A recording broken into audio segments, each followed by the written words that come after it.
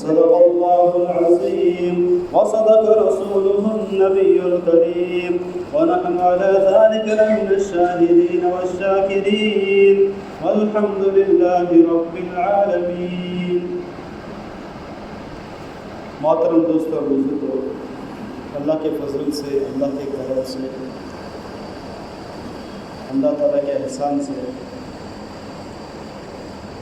ہم رمضان المبارک کے مہینے میں داخل ہوئے. کتنے سارے ایسے لوگ ہوں گے اللہ کی زمین پر کہ جو پچھلے رمضان میں حیات تھے اور اس رمضان میں اللہ کے پاس چلے گئے. پچھلے رمضان میں انہوں نے روزے رکھے، تراویح پڑھی، اعمال کیے،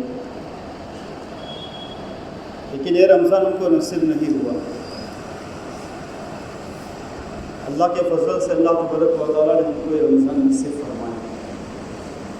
اور کچھ پتہ نہیں ہے کہ اگلا رمضان ہم کو ملے گا نہیں ملے گا. رمضان کا مہینہ بڑا بابرکت مہینہ ہے. حضور پاک صلی اللہ علیہ وسلم نے فرمایا شہر العظیم، عظمت والا مہینہ، شہر المبارک، برکت والا مہینہ. تو رمضان کا مہینہ بڑا مہینہ ہو گیا. اب بڑا مہینہ اس اعتبار سے نہیں کہ اس کے دن بڑے ہو گئے، اس کی راتیں بڑی ہو گئی، اس کے اعتبار سے نہیں ہے. دن تو اس مہینے کے 12 ہی ہے، رات کے گھنٹے بھی 12 ہی ہے، لیکن اس کی عظمت جو ہو گئی، یہ جو بڑا ہو گیا، اس لیے بڑا ہو گیا کہ اللہ تبارک و تعالیٰ نے اس مہینے کے بارے میں فرمایا کہ میرا مہینہ ہے. اس مہینے کی نسبت اللہ کے ساتھ ہے. اور اللہ تعالیٰ فرماتے ہیں کہ یہ مہینہ ہے کہ جس مہینے کو میں نے اپنے کلام کے لیے، قرآن مجید کے لیے اس کو میں نے مخصوص فرمایا. شہر رمضان الذی انزل فیہ القرآن.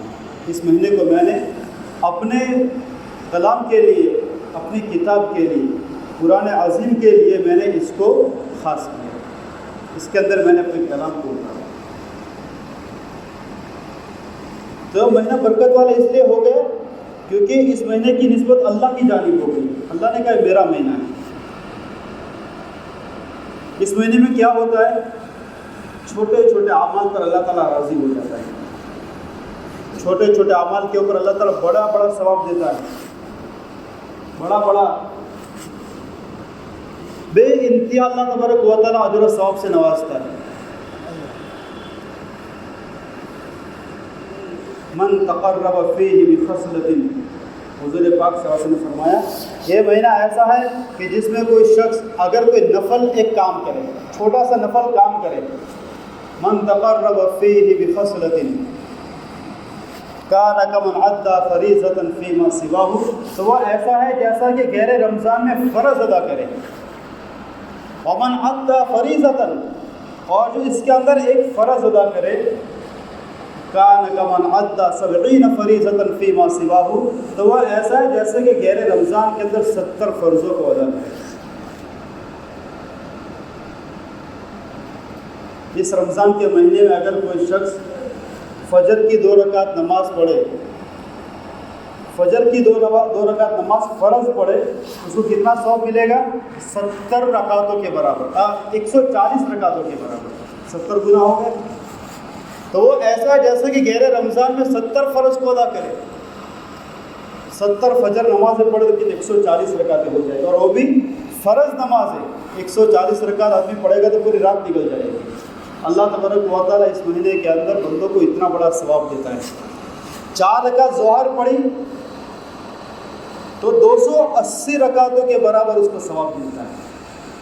یہ رمضان کے مہینے کی خصوصیت ہے. پھر عصر کی 280 رکعتوں کی، اور مغرب کی پڑھی تو 210 رکعتیں، تو کتنی ساری ہو گئی؟ 1190 رکعتیں ہو جاتی ہیں. تو انسان دن بھر کی جو فرض نمازیں پڑھتا ہے اس کو 1190 رکعتوں کے برابر اس کو ثواب ملتا ہے. وہ بھی فرض نماز ہے. تو اللہ تبارک و تعالیٰ نے اس مہینے کے اندر برکتیں رکھی ہیں. چھوٹے اعمال پر اللہ راضی ہو جاتا ہے. اور اللہ تعالیٰ فرماتے ہیں مہینہ ایسا ہے شہر الصبر، صبر کا مہینہ. قرآن کریم میں اللہ تعالیٰ فرماتے ہیں یا ایھا الذین آمنوا کتب علیکم الصیام کما کتب علی الذین من قبلکم، ایمان والے لوگوں تمہارے اوپر ایسے روزوں کو فرض کیا گیا جیسے کہ پہلی امتوں پر فرض کیا گیا تھا۔ پہلی امتوں پر بھی روزے تھے، اس امت پر ہی خالی نہیں ہے۔ اللہ تبارک و تعالیٰ اس امت کو جو ہے نا وہ سہلا رہا ہے کہ دیکھو میرے بندو، میں نے صرف تم پر روزوں کو فرض نہیں کیا، پہلی امتوں پر بھی روزے فرض تھے، ان لوگوں نے بھی روزے رکھے اور تم سے مشکل روزے رکھے۔ پہلی امتوں پر روزہ کیسا تھا کہ جب انہوں نے روزہ سٹارٹ کر دیا تو کھا نہیں سکتے تھے، پی نہیں سکتے تھے، جمع نہیں کر سکتے تھے اور بول بھی نہیں سکتے تھے۔ بولنے کا بھی روزہ، بول نہیں سکتے تھے۔ اور وہ روزہ کیسا تھا کہ رات کو سوئے تو روزہ سٹارٹ ہوگا، سحری نہیں تھی۔ اللہ تبارک و تعالیٰ نے اس امت پر پیارے نبی صلی اللہ علیہ وسلم کے صدقہ طفیل میں روزے کو آسان فرما دیا اور فرمایا کہ تم سحری کر کے پھر روزہ شروع کرو۔ تو ایک تو سحری اللہ تعالیٰ نے دے دی اور سحری کو فرمایا برکت والا کھانا ہے۔ حضور پاک صلی اللہ علیہ وسلم جب سحری کے لیے کسی کو بلاتے تو کہتے ہیں آؤ برکت کا کھانا کھا لو، سحری کے اندر برکتیں رکھی۔ اور دوسرا بول بھی سکتے ہیں تو روزہ تو آسان ہو گیا، پھر بھی اللہ تعالیٰ سہلا رہے۔ اے ایمان والے لوگوں تم پر روزہ فرض کیا گیا جیسا کہ پہلے لوگوں پر روزہ فرض کیا گیا تھا، اس کے بدلے میں تم کو ملے گا کیا؟ لعلکم تتقون، تاکہ تم تقوی والے بن جاؤ۔ اللہ تعالیٰ تقوی دیتا ہے اور تقوی کے بارے میں اللہ تعالیٰ قرآن کریم میں فرماتا ہے وَمَن يَتَّقِ اللَّهَ يَجْعَل لَّهُ مَخْرَجًا وَيَرْزُقْهُ مِنْ حَيْثُ لَا يَحْتَسِبُ۔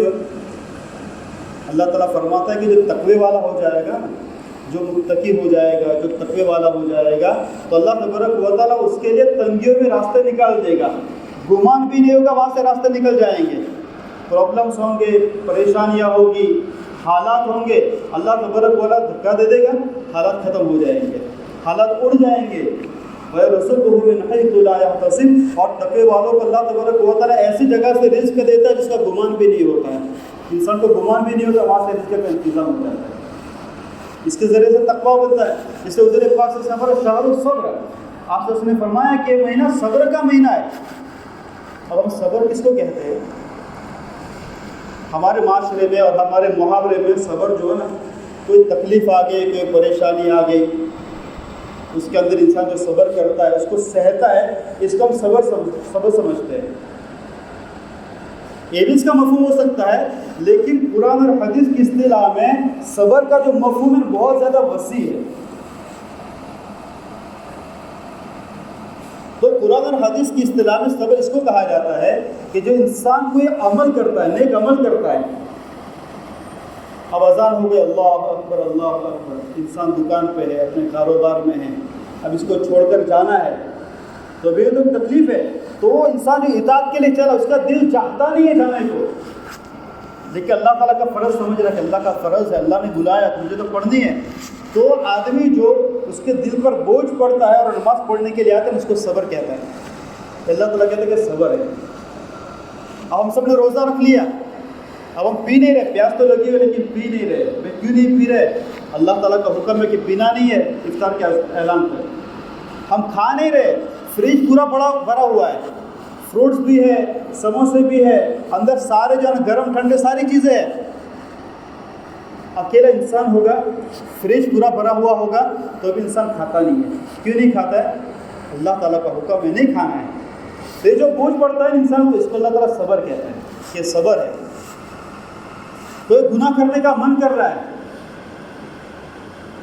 آنکھوں سے بدنظری ہو رہی ہے، دل میں سوچا یہ تو گناہ ہے، آنکھوں کو نیچے کر لیا، مزہ آ رہا تھا لیکن چھوڑ دیا، تو یہ صبر ہے۔ اور اللہ کے نبی نے فرمایا وَثَوَابُهُ الْجَنَّةُ، اور صبر کا بدلہ کیا ہے؟ جنت ہے۔ اللہ تعالیٰ صبر کے بدلے میں جنت دے گا۔ قرآن کریم کی ایک آیت بھی ہے جہاں سے نکل گئی، اس کے اندر اللہ تعالیٰ فرماتا ہے کہ اللہ تبارک و تعالیٰ لوگوں کو جو جنت دے گا، بِمَا صَبَرُوا جَنَّةً وَحَرِيرًا، اللہ تعالیٰ ان لوگوں کو ان کے صبر کی وجہ سے جنت دے گا، وحریرا، اور ریشمی سامان دے گا۔ تو یہ جو کچھ جنت کے وعدے ہیں وہ سارے کے سارے صبر کی وجہ سے۔ اب فجر کی اذان ہو گئی، اب نماز پڑھنے کے لیے جانا ہے، بہت سارے لوگ صبر نہیں کرتے، نماز کے لیے نہیں آتے، تو جس سے صبر نہیں کیا اس کے لیے جنت بھی نہیں ہے۔ ظہر کی اذان ہوئی، نماز کے لیے نہیں آیا، صبر نہیں کیا طاعت کے اوپر، اس کے لیے جنت نہیں ہے۔ تو جس نے اطاعت کے اوپر صبر نہیں کیا، اطاعت کا حکم ہوا، اپنے نفسانی خواہشات کو چھوڑ کر، جذبات کو چھوڑ کر، جس کام میں لگا اس کو چھوڑ کر وہ اطاعت کے لیے چلا کے، تو اس نے صبر کیا، اور اس صبر کے اوپر اللہ تبارک و تعالیٰ اس کو جنت دے گا، بما صبروا جنت و حریرا، اس کو جنت دے گا۔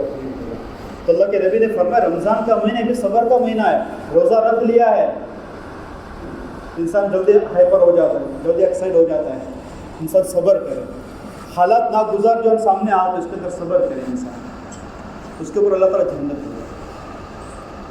بشہر المواسات، اور خیر خائی کا مہینہ ہے، خیر خائی کا مہینہ ہے، اپنے اطراف کے اندر، پڑوس کے اندر، اپنے سوسائٹی کے اندر، اپنے محلے کے اندر جو بھی ضرورت مند ہے ان کی ضروریات کو پورا کرنے کا مہینہ، یہ خیر خائی کا مہینہ ہے، اس کے اندر خیر خائی کرنی ہے، جو بھی ضرورت مند ہے اس کی ہم جتنی بھی ضرورت پوری کر سکتے ہیں، بند مٹ اس کی ضرورت کو پورا کرتے ہیں۔ کوئی دواؤں کا محتاج ہے اس کو دوائی لا کر دے دے، کوئی کپڑوں کا محتاج اس کو کپڑے لا کر دے دے، کوئی کھانے کا محتاج اس کو کھانا لا کر دے دے، اس طریقے سے۔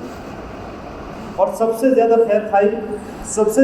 خیر خائی کا مستحق، سب سے زیادہ ہماری خیر خائی کا حقدار ہمارے گھر کے لوگ ہیں، ان کے ساتھ بھی خیر خائی کریں، اپنے گھر والوں کے ساتھ خیر خائی کریں، یہ بچوں کے ساتھ خیر خائی کریں، پچھلے جمعہ کو میں نے بتایا تھا۔ تو یہ خیر خائی کا مہینہ ہے۔ اور آگے اللہ کے نبی نے کیا عجیب بات بتائی، من فطر صائما، اور جس نے اس مہینے کے اندر کسی کو روزہ افطار کرایا، کان مغفرۃ لذنوبی، جس نے کسی کو روزہ افطار کرایا تو کان مغفرۃ لذنوبی، اس کے گناہوں کی مغفرت ہو جائے گی، وَعِتْقَ رَقَبَتِهِ مِنَ النَّارِ، اور اللہ تبارک و تعالیٰ اس کی گردن کو جہنم سے آزاد کر دے گا، جہنم سے آزادی مل جائے گی۔ کتنے چھوٹے عمل کے اوپر؟ روزہ افطار کرائے۔ اور وَكَانَ لَهُ مِثْلُ أَجْرِهِ، اور جیسا روزے دار کو جو اللہ تعالیٰ ثواب دے گا اتنا روزہ افطار کرانے والے کو بھی دے گا، مِنْ غَيْرِ أَنْ يَنْقُصَ مِنْ أَجْرِهِ شَيْءٍ، اور روزے دار کے ثواب میں سے کچھ کم نہیں کیا جائے گا کہ جب اس کے ثواب میں سے اس کو دے دیا، ایسا نہیں، اس کو بھی اللہ پورا ثواب دے گا اور روزہ افطار کرانے والے کو پورا ثواب دے گا۔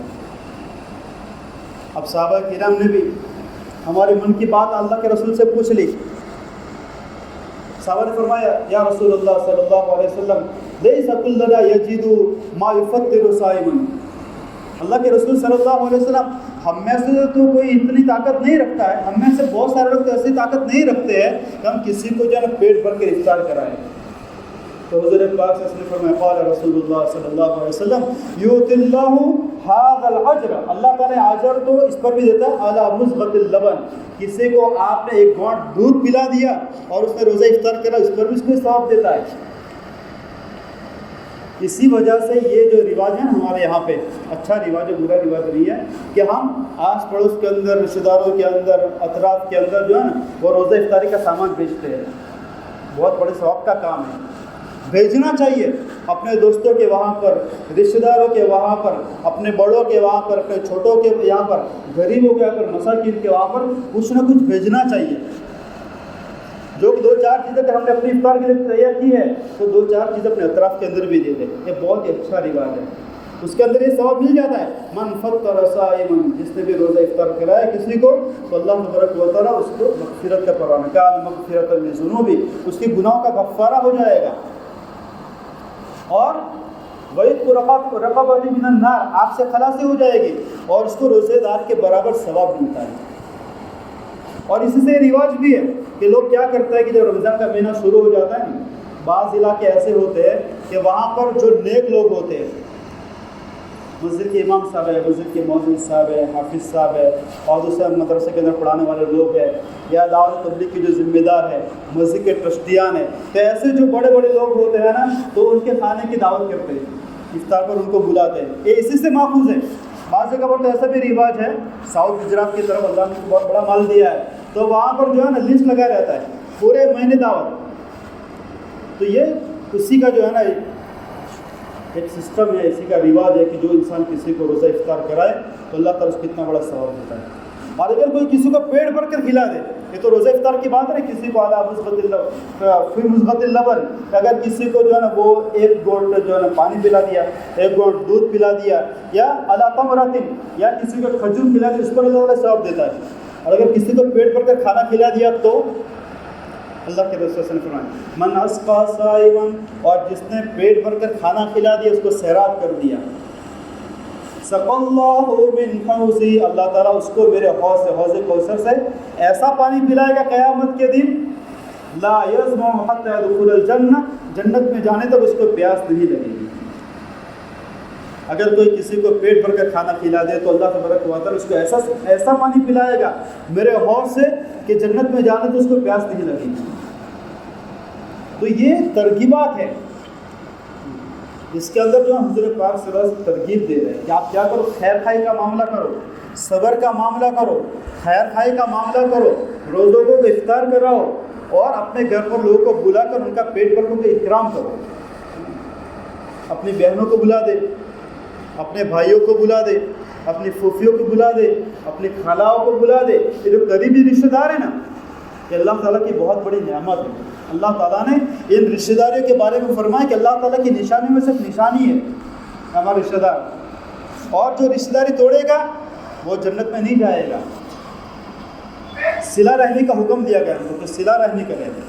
صلہ رحمی کیا ہے کہ رشتہ داروں کو جوڑے، اپنے گھر پہ بلائے، ان کو کھانا کھلائے۔ کھانا کھلانے سے، کھانا کھانے سے جو ہے نا آپس میں محبتیں بڑھتی ہے، ہدیہ لینے سے، ہدیہ دینے سے آپس میں محبتیں بڑھتی ہے۔ تو یہ جو روزے کی افطار اور جو روزے کی جو فضائل ہے اس کا ترغیب ہے، ہم کو ٹریننگ دی گئی ہے، ہم کو ترغیب دی گئی ہے کہ صبر کرو۔ اگر کسی نے آپ کو برا کہہ دیا، کسی نے گرم ہو کر کہہ دیا، کسی نے آپ کو گالی دے دیا، کسی نے آپ کو کچھ کہا، صبر کر کے اس کو معاف کر دو، اور ان کے گھر پر کچھ کھانے کا بھیجو، ان کو روزہ افطار کراؤ، اپنے گھر پر بلاؤ، ان کو پیٹ بھر کو کھانا کھلاؤ۔ اللہ تعالیٰ اس کے بدلے میں کیا دے گا؟ لا یظمأ حتی یدخل الجنہ، اللہ تعالیٰ ایسا پانی پلائے گا اللہ کے رسول صلی اللہ علیہ وسلم کے حوض کوثر سے کہ اس کے بعد پھر جنت میں جانے کے پیاس نہیں لگے گی۔ اور یہ رمضان کا مہینہ اللہ تعالیٰ نے دیا اعمال کرنے کے لیے دیا کہ انسان اس کے اندر اعمال کرے، اخلاق کے اندر جو ہے نا بڑھوتری کرے۔ ابھی تو سٹارٹ ہوا ہے، پورا رمضان مہینہ ہمارا باقی ہے۔ اعمال میں کیا ہے کہ سب سے پہلے تو روزہ رکھے، اللہ تعالیٰ اس کے روزے کو فرض فرمایا، جعل اللہ صیامہ فریضۃ، اس کے روزے کو اللہ تعالیٰ نے فرض فرمایا۔ فرض سمجھ کر روزہ رکھے، روزہ رکھیں گے تو تکلیف تو آئے گی، بھوک لگے گی، پیاس لگے گی، گرمی کا روزہ ہے تو اس کے اوپر جو حالات آئیں گے، لیکن اس حالات کے اوپر صبر کریں گے تو اللہ تبارک و تعالیٰ اس کے بدلے کے اندر جنت دے گا۔ اور جس نے رمضان کا روزہ چھوڑ دیا، حضور پاک صلی اللہ علیہ وسلم نے فرمایا کہ جبریل امین نے دعا فرمائی، ہلاک ہو جائے وہ شخص جس کے اوپر سے رمضان کا مہینہ گزر جائے اور اس کی مغفرت نہ ہو۔ اور آپ صلی اللہ علیہ وسلم نے فرمایا کہ میں نے کہا کہ آمین، اللہ اس دعا کو قبول کر دے۔ تو بھائی دوستو بزرگ، اگر رمضان کے مہینے کا روزہ چھوڑ دے گا انسان تو پھر اس کی مغفرت کا کون سا دوسرا مہینہ آئے گا؟ اس کی مغفرت کے لیے اور کون سا دن آئے گا؟ رمضان کے مہینے کی فضیلت حضور پاک صلی اللہ علیہ وسلم نے شعبان کے آخری ہفتے میں سنائی تاکہ رمضان کے مہینے کے بارے میں کوئی بھی غفلت نہ برتے، کیونکہ جو رمضان کا مہینہ آ رہا ہے یہ اللہ تبارک و تعالیٰ کی جانب سے، اللہ تعالیٰ کی جانب سے مغفرت کے دروازے سارے کے سارے کھول دیے جاتے ہیں، مغفرت کے سارے دروازے کھول دیے جاتے ہیں، اور رحمت کی بارش جو ہے نا، رحمت بارش کی طرح برستی ہے، موسلا دار رحمت برستی ہے۔ اگر انسان اس کے اندر بھی روزہ نہیں رکھے گا، روزہ چھوڑ دے گا لچر ازر کی وجہ سے کہ ہمارا کام ایسا ہے، کمپنی میں کام ایسا ہے، میں نہیں رکھ سکتا ہوں، ایسے لچر ازر کی وجہ سے اگر روزہ چھوڑ دے گا، بھائی دوستو بزرگوں، اللہ تعالیٰ کے وہاں پر جا کر ہم کیا منہ دکھائیں گے؟ اور روزہ چھوڑ کر انسان کیا کھا لے گا؟ میں تو پوچھتا ہوں کیا کھا لے گا؟ تو سب سے پہلے اس کا روزہ رکھے۔ اور دوسرا وقیام لیلۃ تطوعا، اور اللہ تبارک و تعالیٰ نے رمضان کی راتوں کے قیام کو تطوع فرمایا، ثواب کی چیز بنایا۔ اور رات کا قیام کیا ہے؟ وہ تراویح ہے، اور صبح کی تہجد ہے۔ تو تراویح کے اندر کیا انسان بشاشت کے ساتھ تراویح کو پڑھے، بس ایک ایک رکعت کو انسان بشاشت کے ساتھ، خوش دلی کے ساتھ پڑھے، ایسا نہیں کہ کب رکوع ہوگا اور کب تراویح پوری ہوگی، ابھی تو 4 ہی رکعت ہوئی ہے، ابھی تو بعض لوگوں کی عادت ہوتی ہے ہر 4 رکعت کے بعد گھڑی کی طرف دیکھتے ہیں، ان کو پورا پتہ ہوتا ہے کون سی رکعت میں کتنے منٹ ہوئی ہے۔ تو ایسا نہیں کرے، بشاشت کے ساتھ تراویح کو پڑھے۔ جیسے آئس کریم کا ہر چمچ لذت کے ساتھ کھاتے ہیں، اس طریقے سے تراویح کی ہر رکعت لذت کے ساتھ ہے۔ اول صف کے اندر آ کر پڑھنے کی کوشش کرے.